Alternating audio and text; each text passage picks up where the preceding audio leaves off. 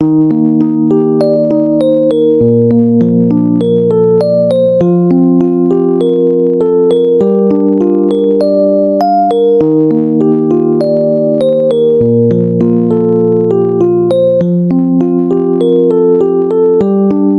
người nơi đâu em hỡi, chắc em đã đi rồi. Chỉ còn anh nơi đây một mình, phải uống cho quên mà thôi. Chuyện đời đâu ai biết trước, lúc ta yêu điên cuồng, tưởng rằng sẽ mãi thiên thu, lòng chẳng đổi thay, hết yêu là buông. Na na na na na. Nhiều lần con tim lênh đênh, ngờ lại một chút thôi mà. Tình sau thiên thu muôn lối, nỗi nhớ mang theo một đời, để lại bao nhiêu ký ức cùng ngàn nỗi đau ở đây em ơi. Biển dòng trời cao tăm tối, bởi em đi mất rồi, để lại anh bơ vơ một mình giữa chốn đông người. Người làm tim anh nhức nhói, giá như em ở lại. Kể từ khi em ra đi, lòng này nát tan, chẳng yêu một ai, để lòng tương tư em mãi những cơn mê u hoài.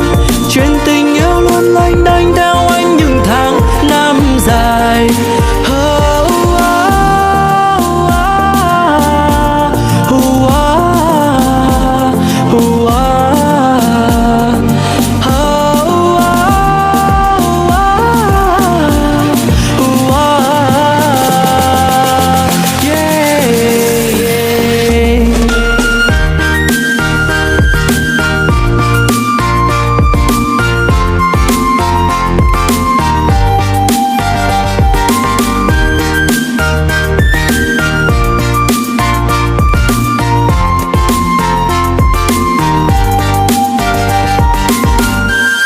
Giờ người nơi đâu em hỡi, chắc em đã đi rồi.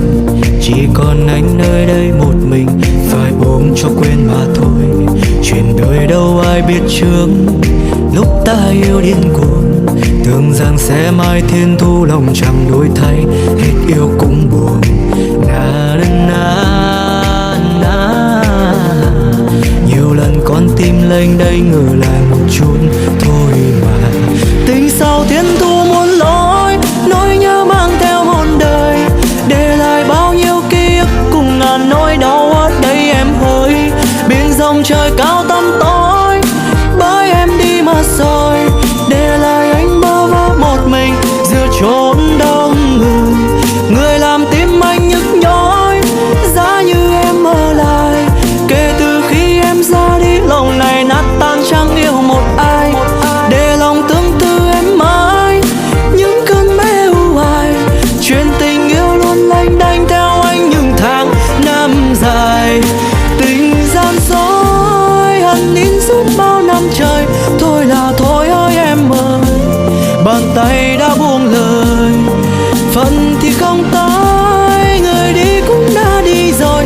Bèo dạt thì mây trôi, có tình ta có nhau đến mấy cũng đành thôi.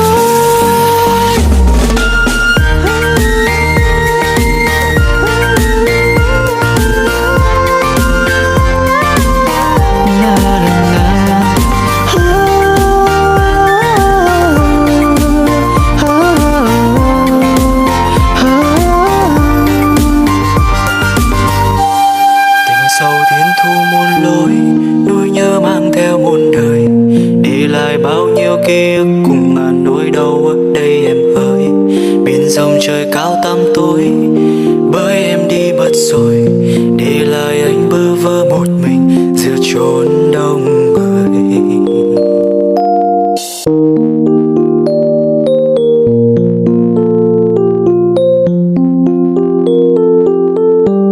Giờ người nơi đâu em hỡi, chắc em đã đi rồi.